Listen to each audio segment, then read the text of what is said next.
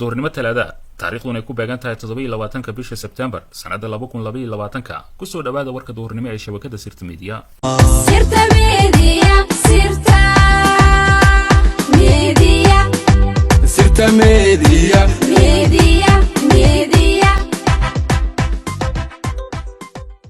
sidoo ogaatay shabakada Sirta Media waxa fashilmay howlgalkii lagu xoreyn lahaa degmada Ceelbuur ee gobolka Galgaduud kadib markii khilaaf culus uu shalay ka rashay hanaanka loo weeraray deegaanka Ceel la helay oo dhaca inta u dhaxaysa Dhuusamareeb iyo Ceelbuur dhammaan ciidankii duulaanka qaaday ee maalmihii la soo dhaafay ka gudbay deegaanada Sinidhaqo iyo Labadulle oo galinkii hore ee shalay al-shabaab ku hareeriyay deegaanka Ceel la helay ayaa isla shalay galab ku laabtay magaalada Dhuusamareeb sababtu howlgalkaasi u fashilmay waxa lagu sheegay khilaaf soo kala dhaxgalay labada mas'uul ee ciidanka hogaaminaysa kuwaas oo kala taliyaha ciidanka xoogga dalka General Odawa Yusuf Raage iyo xildhibaan Yusuf Dhegey Geelo Ugaas oo ka soo jeeda beesha Duduble General Odawa ayaa la sheegay inuu soo jeediyay in al-shabaab lagu duqeeyo deegaanka Ceel la helay kadib markii diyaaradaha dagaalka ee Mareykanka ay qaybta ka ah howlgalka ay arkeen goob ku taala deegaanka oo xubno aad u badan oo shabaab ah ay difaac aad u adag kaga jiraan hase yeeshee xildhibaan Dhegey Ugaas ayaa diiday in la duqeeyo magaalada isagoo taa beddelkeeda soo jeediyay in toos loo weeraro kooxda si loo yareeyo khatarta soo gaari karta shacabka oo al-shabaab ay u diideen inay ka qaxaan magaalada oo isaga cararaan intaasi kadib waxaa la sheegay in General Odawa uu amray ciidamada xoogga dalka oo lahaa xuduudda ugu weyn ee howlgalka inay dib ugu laabtaan Dhuusamareeb halkaas oo xalay ay isugu tageen dhammaan ciidankii la qorsheeyay inay xoreeyaan inta u dhaxaysa Ceelbuur iyo Dhuusamareeb wararka aan helnay ayaa waxay intaasi ku darayaan in shalay galab ciidanka dhex loo galay oo al-shabaab ay ku qarxiyeen meel u dhow deegaanka Labadulle waxaana xalay Dhuusamareeb la gaarsiiyay dhaawacyo aad u badan oo askar ah oo tiradooda aan la shaacinin gaadiid dagaal oo toddobaadkii hore Muqdisho laga diray safar dhulka aan ku tagay magaalada Dhuusamareeb iyo hub iyo gaadiid kale oo diyaarado looga qaaday magaalada Muqdisho ayay wataan ciidanka badan ee dib ugu soo laabtay howlgalkii xoreynta Ceelbuur iyo deegaano badan oo dhaca bariga gobolka Galgaduud oo al-shabaab ay aad ugu xoogan yihiin kadib markii ay dib u soo noqdeen ciidamada beesha Duduble ee qarka u saarnaa qabashada degmada Ceelbuur ayaa waxaa baraha bulshada ka bilowday in lagu maadsado wiilasha Duduble ee furinta dagaalka dib ugu soo laabtay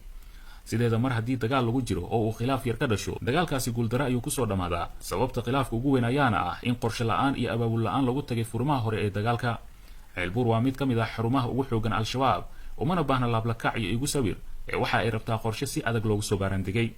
midda kale xildhibaanada iyo mas'uuliyiinta furimaha dagaalka igu sawirta u tagaya waxaan leenahay fadlan ciidanka dagaalka ku jira mashquuliinta ka daaya ee guryihiina iyo hoteelada aad ku jirtaan isaga soo laabta waa xaqiiq in aydan dagaal galin oo igu sawir kaliya aad u socotaan laakiin ogaada in ciidanka aad dhibaato weyn ku haysaan qaar waxaan arkay xitaa jooradii iyo busto hore u qaatay sidii rag dalxiisayaala kuwaas oo kale ciidankii dagaalami lahaa ay shaqo hor la sii galiyeen sida in jooradii loo firaasho cuntadii hoteelada ay ku cuni jireen loo kariyo iyo in amnigooda la sugo dawladda iyo ciidamada beelaha ee dagaalka ku jira ayaysan ogolaan xildhibaan ama wasiir furinta dagaalka sawir u soo doonta qofkii furinta dagaalka yimaada ha lagu qasbo in qori loo dhiibo dagaalkana safka hore laga geliyo sababtoo ah inta raggaasi sawir doonka ah ay goobta ku sugan yihiin way adkaan doontaa in dagaalka guul laga keeno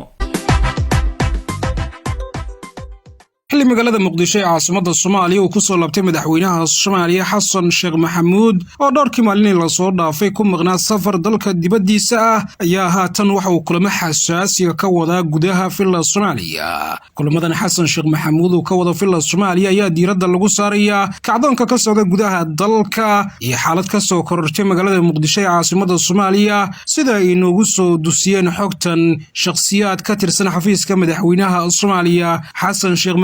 kulankan albaabada ay u xiran yihiin ayaa madaxweynaha Soomaaliya wuxuu la qaadanayaa ra'iisul wasaaraha dalka Xamse Cabdi Barre oo tallaabo lagu farxay xalay sameeyay iyo sidoo kale taliyaha nabad sugidda Mahad Maxamed Salaad oo isna war ka soo saaray shakhsiyaadka amarada al-shabaab ay soo saaraan u hoggaamsamaa madaxweynaha Soomaaliya ayaa hogaamiyaha nabad sugidda iyo ra'iisul wasaaraha wuxuu kala hadlayaa xaaladda guud ee dalka iyo kacdoonka ka socda gudaha dalka iyo sida laga yeelayo goobihii dhawaan laga qabsaday dagaalamayaasha al-shabaab xilli dhawaan xogtii aan idiin soo baahinay aan idinkugu sheegnay in afayeenka al-shabaab iyo shakhsiyaad ka tirsan hoggaanka sare ee al-shabaab dhawaan isku soo dhiibayaan dowladda federaalka Soomaaliya ra'iisul wasaaraha dalka ayaa madaxweynaha la wadaagay xiriirkii uu la soo sameeyay Cali Dheere iyo ciidamada loo diyaariyay in Cali Dheere magaalada Muqdisho soo gaarsiiyaan madaxweynaha Soomaaliya ayaa soo dhaweeyay hoggaanka sare ee al-shabaab inay isku soo dhiibaan dowladda federaalka Soomaaliya iyadoo waxyaabaha sida aadka kulankan intii uu soconayay diiradda lagu saaray ka mid ahaayeen sida laga yeelayo markii ay soo dhiibaan hoggaanka sare ee al-shabaab halka la dejin doono xabsi guri looga dhigi doono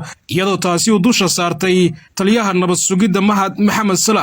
salaad ayaa madaxweynaha Soomaaliya u sheegay in ciidamo gaaraya 1,000 askari oo si gaar ah u tababaran oo nisa qayb ka ah uu diyaariyay inay soo galbiyaan hoggaanka sare al-shabaab isla markaana ay soo gaarsiiyaan xarunta Habarqadiijo. diyaarad gaar oo helicopter ayaa loo diri doonaa halka ay joogaan Cali Dheere iyo kooxdiisa. madaxweynaha Soomaaliya ayaa amar ku bixiyay in ammaanka Cali Dheere si aad loo adkeeyo isla markaana ciidamada ilaalinaya Cali Dheere la kordhiyo tiradooda. madaxweynaha Soomaaliya ayaa sidoo kale ku amray ra'iisul wasaaraha dalka in saraakiisha ciidamada qalabka sida hogaaminaya gaar ahaan kuwa booliiska kulan degdeg ah isugu yeero oo ammaanka magaalada Muqdisho haatan cabsi badan laga muujinayo maadaama al-shabaabkii ugu badnaa abid ay soo galeen caasimadda magaalada Muqdisho si gaar ah il loogu lahaado oo saraakiisha ammaanka caasimadda lagu amro inay xoojiyaan howlgallada ay ka sameeyaan magaalada Muqdisho ee caasimadda Soomaaliya si gaarana howlgallo degdeg ay uga sameeyaan suuqyada waaweyn ee ku yaala magaalada Muqdisho iyo xaafadaha caasimadda magaalada Muqdisho. Xasan Sheekh Maxamuud ayaa kulankan waxyaabaha kale uu diiradda ku saaray waxaa ka mid ah safarka dhawaan uu ku tagay goobihii lagu xoreeyay dagaalamayaasha al-shabaab isagoona hay'adda maareynta masiibooyinka amray in raashin degdeg ah ay gaarsiiso goobahaasi. maanta raashinkii la qaadana tiro badan lagu daro oo la gaarsiiyo goobaha dadka danta yar ay ku dhibaataysan yihiin ee dhawaan lagala wareegay al-shabaab. madaxweynaha Soomaaliya ayaa lagu wadaa in maalinta berita ah uu isku diyaariyo safar ku tagayo goobaha lagu xoreeyay al-shabaab ee Galgaduud iyo sidoo kale Hiiraan ka tirsan isagoona ku hormari doona gobolka Hiiraan. wuxuu madaxweynaha Soomaaliya qadka telefoonka kula hadlay intii uu kulankan soconayay saraakiisha hogaaminaysa ciidamada xoogga dalka Soomaaliyeed kuwa macamuusileeda iyo sidoo kale maamulada labada gobol ee haatan howlgallada ka soconayaan Hirshabelle iyo sidoo kale Galmudug.